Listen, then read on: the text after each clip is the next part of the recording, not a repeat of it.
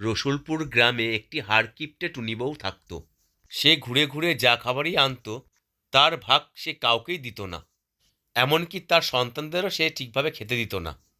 তার মনোমানসিকতা এতটাই নিচে ছিল যে কারোর সাথেই তার বনিবনা হতো না।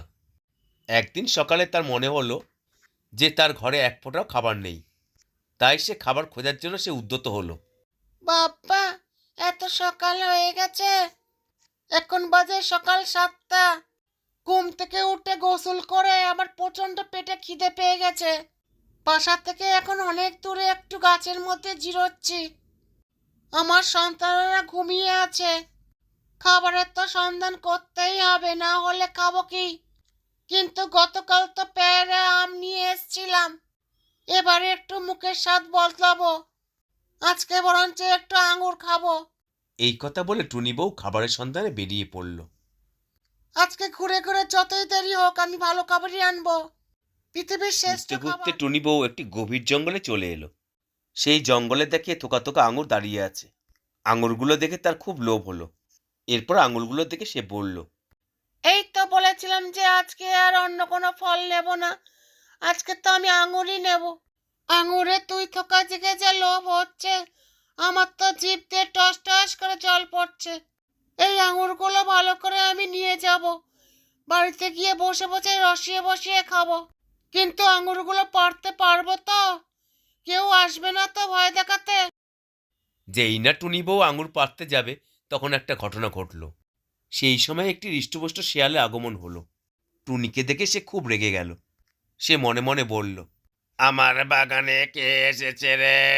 তোর তো সাহস কম না, তুই আমার বাগানে এসেছিস। আমার এত স্বাদের বাগানে তুই আঙুর চুরি করতে এসেছিস। এই গাছের আঙুরগুলো অতি সযত্নে আমি রেখে দিই, আমি সেগুলো ছুঁয়েও দেখি না। তোর তো দেখছি বড্ড সাহস। এই কথাগুলি মনে মনে ভাবছে আর বলছে শিয়ালটি।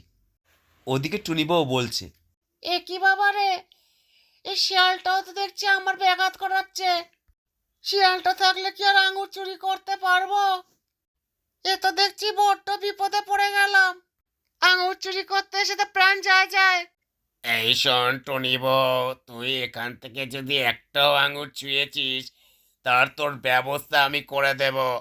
এই বনের গাছগুলো সব আমার, আমার এই গাছ থেকে যদি একটাও চুরি করেছে আঙুর তাহলে কিন্তু তোমার রক্ষে নেই। এই বলে দিলাম, বলে দিচ্ছি তোমাকে।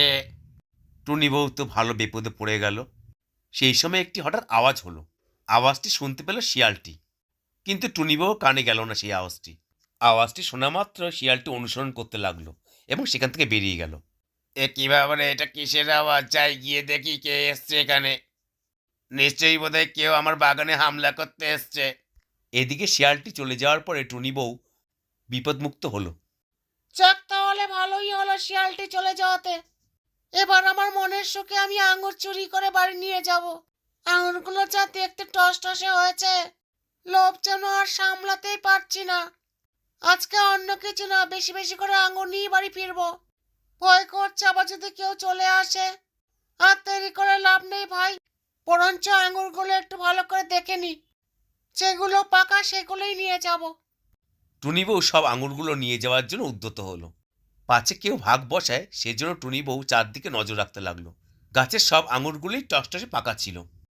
চলে যাব তাড়াতাড়ি, তাড়াতাড়ি আঙুরগুলো পেরে নি, দেরি করে এদিকে লাভ নেই। টুনিবউ বাড়ি ফিরে এসেছে। ওদিকে টুনিবউয়ের বাচ্চাগুলি আনন্দে আত্মহারা, কারণ তার মা তাদের জন্য আঙুর নিয়ে এসছে। তারা তো অনবরত কিচিরমিচির কিচিরমিচির করছে। এদিকে টুনিবউ বলল, শোন বাচ্চারা, তোদের জন্য কিন্তু আমি আঙুর নিয়ে আসিনি। এই টসটসে আঙুরগুলো আমার জন্যই নিয়ে এসেছি। তোদের জন্য আমি ঝুড়ির মধ্যে আপেল রেখেছি, ওগুলো বরঞ্চ তোরাই খাস। আর এই টাটকা আঙুরগুলো বরঞ্চ আমিই খাবো। বাচ্চাগুলো কিচিরমিচির তো করছেই। দুটি বাচ্চার মধ্যে একটি বলল, মা মা, অনেকদিন তো আঙুর খাইনি, আমাদের যদি 2-4টে দিতে তাহলে তো খুব ভালো লাগতো। নতুন ফল বলে কথা। অপরজন বলল, ঠিকই তো বলেছিস বোন, এই আঙুরগুলো কত সুন্দর। একটা দুটো যদি মা দেয় তাহলে কি আমার অসুবিধা হবে? তখন টুনিবউ বলল, না না না, আঙুর আমি তোমাদের কাউকেই দেব না, তোমরা বরঞ্চ আপেলই খাও। আমি আঙুরগুলো অনেক কষ্ট করে এনেছি, এগুলো একটু রসিয়ে বসিয়ে খাবো, সাথে সাথে এখন শেষ করব না, বুঝেছ সোনা বাবারা? বাচ্চা দুটি এতবারই খেতে চেলো, কিন্তু টুনি বউ তাদের কিছুই দিল না। বাচ্চাগুলি তখন হতাশ হয়ে গেল। বাচ্চা দুটি মনে মনে সিদ্ধান্ত নিল তারা আর মায়ের সাথে থাকবে না। একটি বাচ্চা মনে মনে ভাবল, মা এক তো কিপটে, আর আমাদের এখানে আর থাকাই যাবে না, আমরা বরঞ্চ এখান থেকে চলে যাই, তাতে মা শান্তি পাবে। অন্য বাচ্চাটি ভাবল, আমি যা ভাবছি তা মন ভাবছে তো, আমি বরঞ্চ বোনকে নিয়ে এখান থেকে চলেই যাব, মা যখন সকালে খাবার খুঁজবে তখনই চলে পরের যাব। দিন সকালে টুনি বউ খাবারের খোঁজে বেরিয়েছে। বাসায় তার দুটি সন্তান রয়েছে।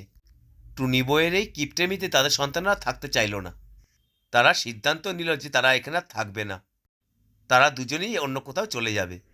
একজন অপরকে বলল, শোন তবে বোন, চল এখান থেকে চলে যাই, মার যা কিপটেমি শুরু হয়েছে, আমরা বোধহয় না খেয়েই মরে যাব। অন্যজন বলল। ঠিক কথা বলেছিস তো, চল চল চল। এই কথা বলে তারা দুজনেই বাসা থেকে বেরিয়ে গেল। চল চল চল, এখানে আর থাকা যাবে না, অন্য কোথাও ঘুরে ঘুরে খাবার জোগাড় করে আমরা খাবো। তারা একে অপরকে বলতে লাগলো এই কথা।